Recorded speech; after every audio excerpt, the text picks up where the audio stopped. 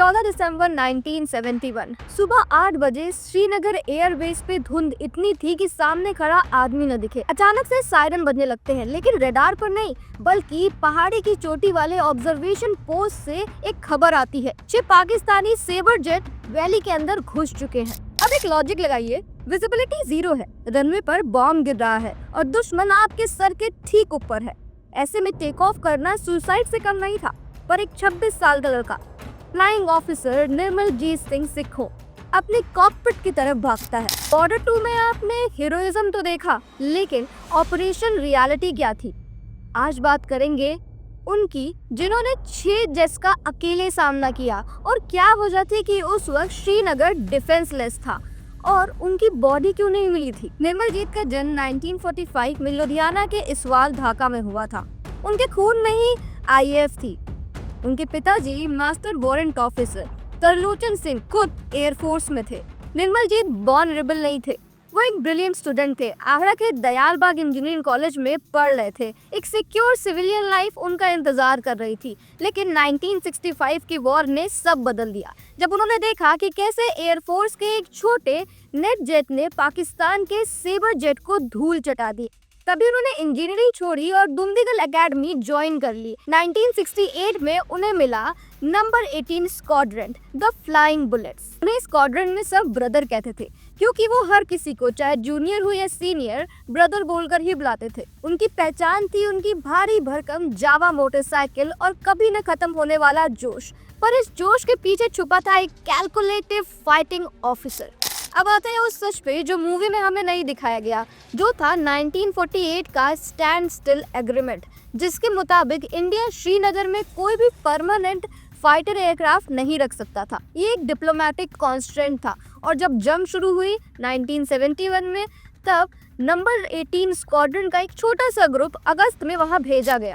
अब यहीं पे आती है सबसे बड़ी प्रॉब्लम, क्योंकि पायलट्स को वहां के टेरेन और हाई एल्टीट्यूड एयर डेंसिटी का एक्सपीरियंस नहीं था। श्रीनगर में मॉडर्न रेडार नहीं थे। पीर पंजल की पहाड़ी पाकिस्तानी जेट्स के लिए एक नेचुरल शील्ड का काम करते थे और पूरे श्रीनगर की हिफाजत की जिम्मेदारी सिर्फ 4 नेट फाइटर्स पर थी। इमेजिन करिए, एक पूरी वैली को प्रोटेक्ट करने के लिए सिर्फ 4 जहाज। और ये कोई प्लानिंग की गलती नहीं थी, बल्कि उस डिप्लोमेटिक रिस्ट्रिक्शन का नतीजा था जो इंडिया ने सिर्फ शांति के लिए माना था। सबसे पहले मशीन को समझ लेते हैं। एक तरफ था F-86 sabre, US made stable advance computing sidewinder missile से लैस। दूसरी तरफ था हमारा फोलेंट नेट, जिसे सेबर स्लेयर भी कहा जाता था। अगर आप अभी तक इस वीडियो को देख रहे हो तो चैनल को सब्सक्राइब करना मत भूलना, क्योंकि आप में से बहुत सारे लोग वीडियोस तो देखते हैं पर सब्सक्राइब नहीं करते हैं, तो डू सब्सक्राइब। सुबह 8:04 पर स्क्रैम्बल क्लेक्सॉन बजता है।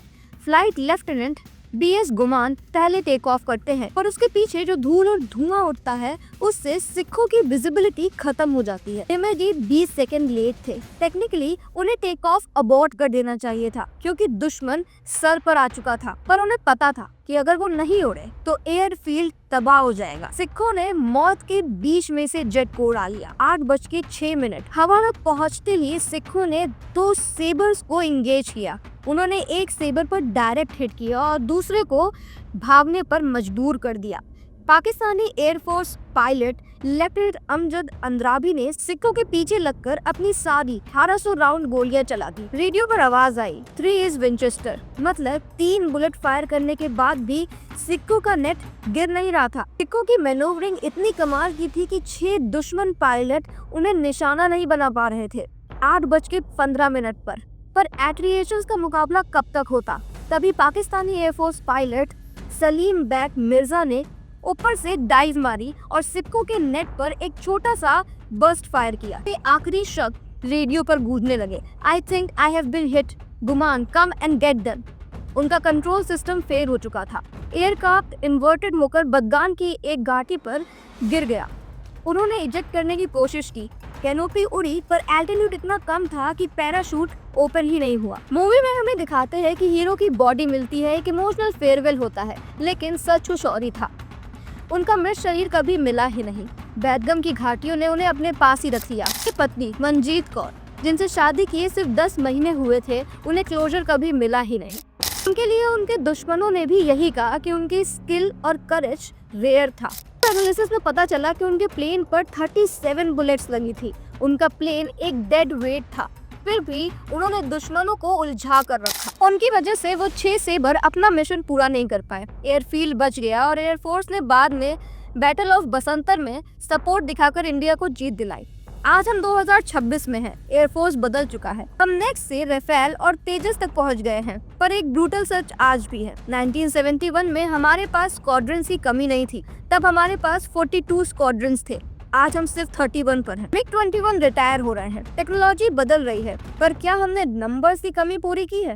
निर्मलजीत का सेक्रीफाइस हमें सिखाता है कि डिफेंसिव नेशनलिज्म क्या होता है। उन्होंने किसी को मारा नहीं, बल्कि अपनी जमीन की हिफाजत करी। 18 स्क्वाड्रन जो कभी नैट उड़ाती थी, आज हमारे इंडिजीनियस तेजस उड़ा रही है। उनका मोटो आज भी वही है, Swift and fearless. Nirmaljit Singh सिखों सिर्फ एक नाम नहीं है, बल्कि श्रीनगर की वादियों के परमानेंट गार्डियन है। अगर आपको ये वीडियो पसंद आई हो तो चैनल को सब्सक्राइब, शेयर और लाइक करना मत भूलना।